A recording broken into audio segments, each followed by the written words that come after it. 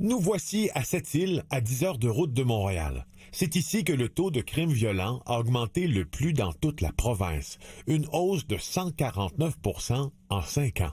Une violence directement héritée du caïd Dave Turmel qui a lancé la guerre des stupéfiants dans la région de Québec, le conflit s'étend maintenant partout en province. Il y a eu vraiment une contestation du modèle d'affaires des bandes de motards la loi, là, dont les Hells Angels. Le week-end précédant notre arrivée, 3 résidences ont été ciblées par des incendiaires. À Ouachat, Maliotenam, le territoire Innu situé à un jet de pierre de Sept-Îles.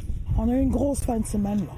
Donc ça, c'est un peu à l'image de la montée d'une violence pendant les quelques mois qu'il y a eu. Au bureau du comté du ministre de la Sécurité publique, on commence à organiser la riposte. Et le crime organisé lui demande beaucoup de son temps.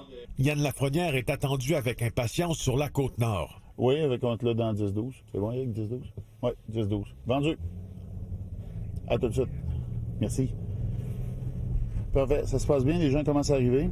Avec la Sûreté du Québec, les chefs de police autochtones s'y sont donné rendez-vous pour résoudre la crise. On demande à nos caméras d'arrêter de tourner. Plusieurs de ces policiers ont fait l'objet de menaces de mort.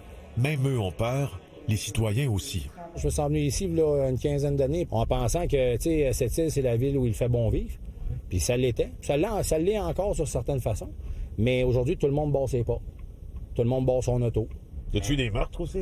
Ah oui, j'ai eu ça en arrière là-bas. Là. Ça, il y a eu un meurtre là, oui. Un gars dans son salon, c'est son ami qui est rentré qui l'a tiré. Puis t'as la maison ici, juste en arrière de chez nous. Cette île fait maintenant partie des 10 villes du Québec où les crimes violents ont le plus augmenté. Est-ce que votre sentiment de sécurité, à vous, comme Nord-Côtière, est affecté?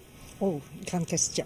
Moi, je vous avoue qu'au début, je marchais mes marches quotidiennes après le souper à la noirceur. Je me suis toujours sentie bien chez nous.